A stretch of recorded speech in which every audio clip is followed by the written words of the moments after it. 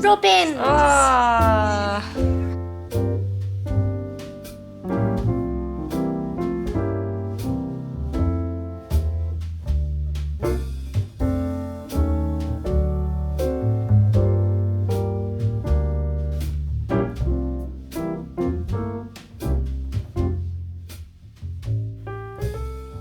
Oh, it's a bit hot. Good morning. It is Monday, the 6th of December. Lilia's at school, Phoebe's still at home. This is a bit wonky. I think I should have just left that alone. Yeah, Lilia's at school, Phoebe's still at home isolating. She goes back to school on Friday. And it's going to be a busy day today. Dan's working from home, and obviously I don't work until Wednesday, but I've got editing and stuff to do. And we also want to finish positioning and getting fixed in place the new chicken run. So that's going to be a really busy day. So I'm going to do something a bit different today. I'm not going to film throughout the whole day. I'm going to share with you a couple of bits I've been wanting to talk to you about. And that is going to be today's vlog. It's going to be a bit of a chatty one, with a little bit either side, I'm sure. Just about some festive things that I really want to share. I'm going to put this on a box which is just beside me with Christmas decorations in, just in case anyone else felt a bit nervous putting a cup of tea on a new carpet. We've not long done our bedroom up, by the way, which is why sometimes if you see me filming in the bedroom and there's boxes about, that's because we're still sorting stuff out from when we decorated. Well, it was a few months ago, but a lot of things were displaced and I don't want to just shove them back. I want to sort them out properly. Anyway, that's a whole other story. Books, first of all.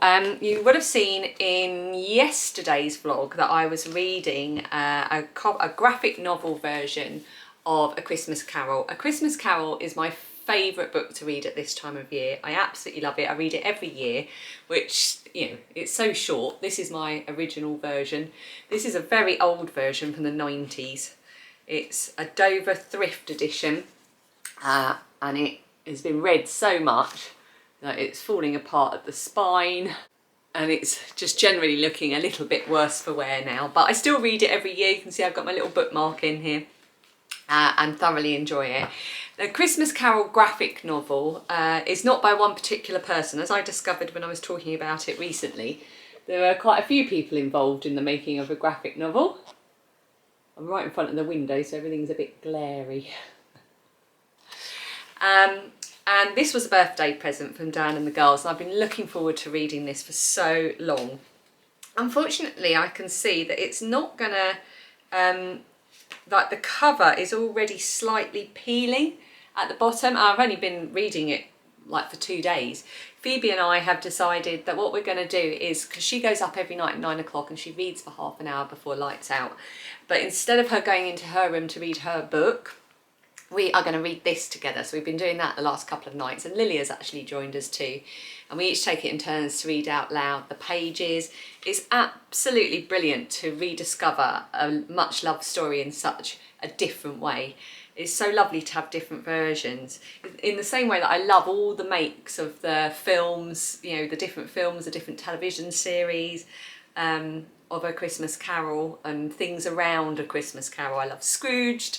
I love all the traditional tellings of the story. I love the series with Guy Pearce. I love The Man Who Invented Christmas, which is about Charles Dickens. There's so many, I could go on, and it's just lovely to experience a story in a different way. A sip of tea there. So yeah, I could highly recommend this as a way. There's lots of graphic novel versions of classics. Just give you an idea of what the... I'll show you a page that we really enjoyed last night, and it was like snowy London. There we go. There's this. I like the way the lights look. They actually look like they're glowing.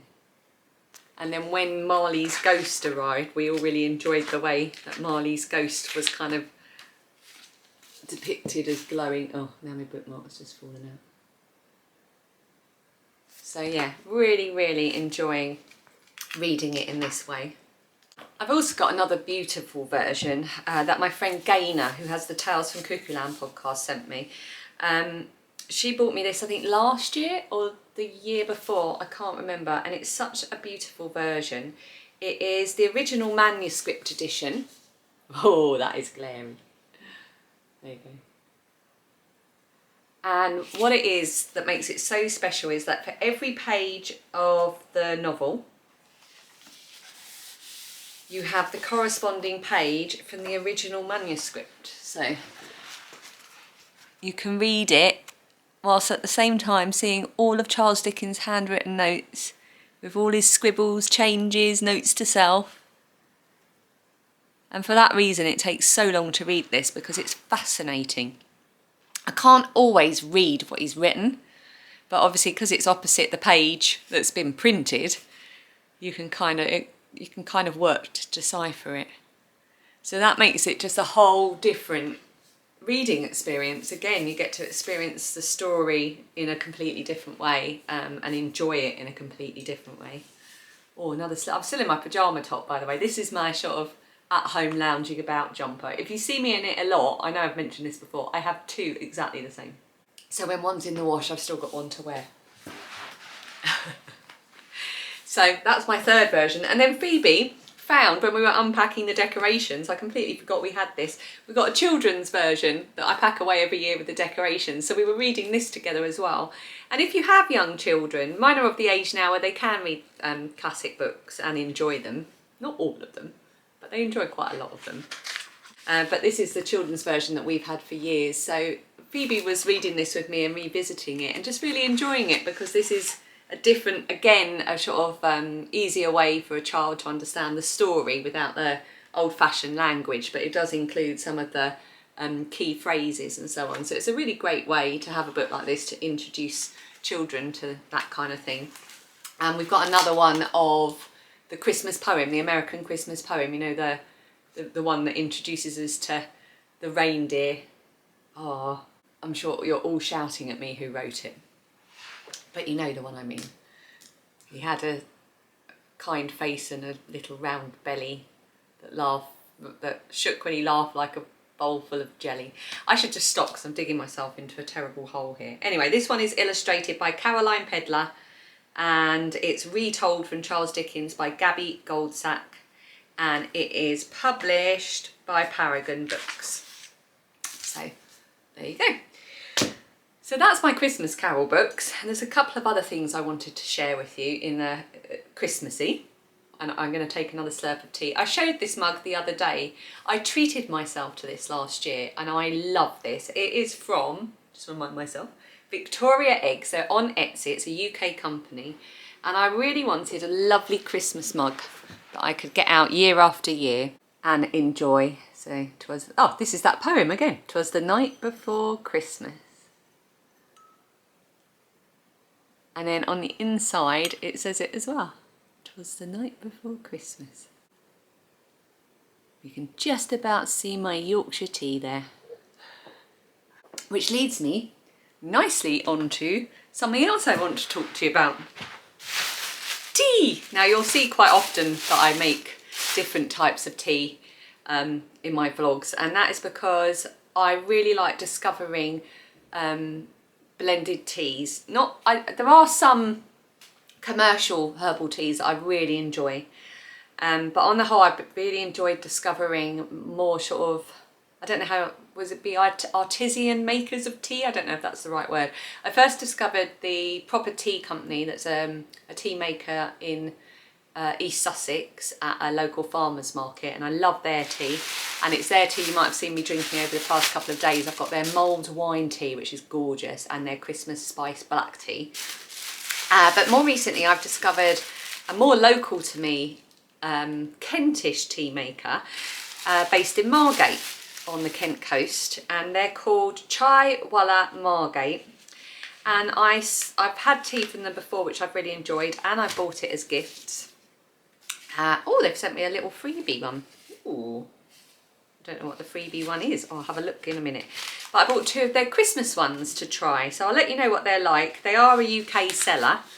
This isn't sponsored, by the way, it's just stuff I find on Etsy that I like. So I got mince pie rooibos. Now I love rooibos tea because I don't really drink caffeine after midday, and rooibos gives me the opportunity to have a nice cup of tea without the caffeine, and it tastes nice.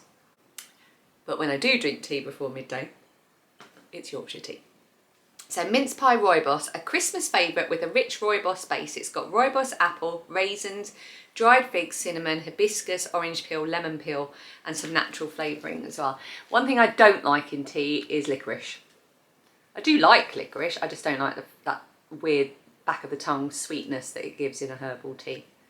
So this is one that I'm really looking forward to trying. I've got their rhubarb and custard rooibos and I love that. And the other one is spiced clementine, bright citrus and warming spices for the perfect cosy brew. Apple, ginger, hibiscus, cinnamon, rosehip, orange, clove. And I love the flavour of clove. So I've got that one as well. Like I say, they're based in Margate on the Kent coast, and so far I've loved their tea. And it always comes like beautifully packaged in these little packets and all wrapped in tissue paper. And do they have a details thing? There's all their details if you want to pause and see. And there's their logo. And they gave me a little free one. I didn't realise that. I hope it's not all loose in here, otherwise I could get in a mess. Oh no, it's a tea bag. Ooh. That smells like rhubarb and custard rooibos. It is rhubarb and custard rooibos. We hope you enjoy. I can't read that because it's backwards in the screen. This bag of rhubarb and custard rooibos is for you to relax and enjoy at your leisure. Well, I already know what that tastes like, but I'm definitely going to have this later today.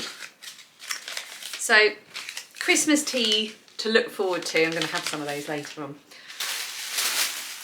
And a final thing I wanted to share with you today, before we cut away to some festive tea making, I'm sure, is the Christmas pickle. This was a gift from a lovely podcast viewer. A couple of years ago? 2 years ago, I think it was. And it really captured our imaginations 2 or 3 years ago. It's a German tradition. Well, that's what it said on the packet. If you're in Germany, because I know we have viewers all over the place. Okay. If you're in Germany, tell me if this is something you actually do know about. The tradition of the Christmas pickle is you have a Christmas pickle decoration, which is hilarious in itself. And it gets hidden on the tree on Christmas Eve night. And the first family member to find it in the tree on Christmas morning gets an extra gift, or is, you know, said to have extra good fortune for the coming year. And it's a lovely thing to hide it, because obviously it's green, so it can be quite difficult to find amongst the branches. And the girls have just really enjoyed finding the Christmas pickle. And when we were getting the decorations out the other day, or yesterday, God, yeah, it was only yesterday, feels like days ago already. They were both like, "Where's the Christmas pickle? We need the Christmas pickle." I don't know where you can probably get them places like eBay and Amazon, I imagine. If you type in, I suppose you don't want to type in Christmas pickle because you'll end up with chutneys and things, won't you? Christmas pickle decoration tradition or something. But this is a really good fun thing that's been a tradition just in the last couple of years. And I think that's something else to say, is that we keep adding traditions to our family thing, and we always think, oh, you know, is it too late? Our kids are 11 and 15, you know, is it too late to add new traditions? And it always amazes me how year on year they remember the things that we only introduced like a year, 2, 3 years ago, and they've become so important to them in their memories of Christmas and family Christmases. So it's absolutely lovely. And if you watch this channel for a little while, you'll know that back in July we created a whole new family celebration called Himimpenyo Day, which was to replace the lost Christmas of 2020. And it was absolutely wonderful. We invented all our backstory, or our own backstory and traditions to it, and we will do that probably now every year, and it just gave us a whole new excuse for new memories and laughs and giggles and things to do as a family. It was wonderful. Anyway, I think I've probably been talking for longer than I would have been filming if I'd filmed a whole day, so I'm going to shut up now and have a lovely day. I hope you're having a lovely festive Advent. Thank you for watching. I'll see you again tomorrow. Cheers.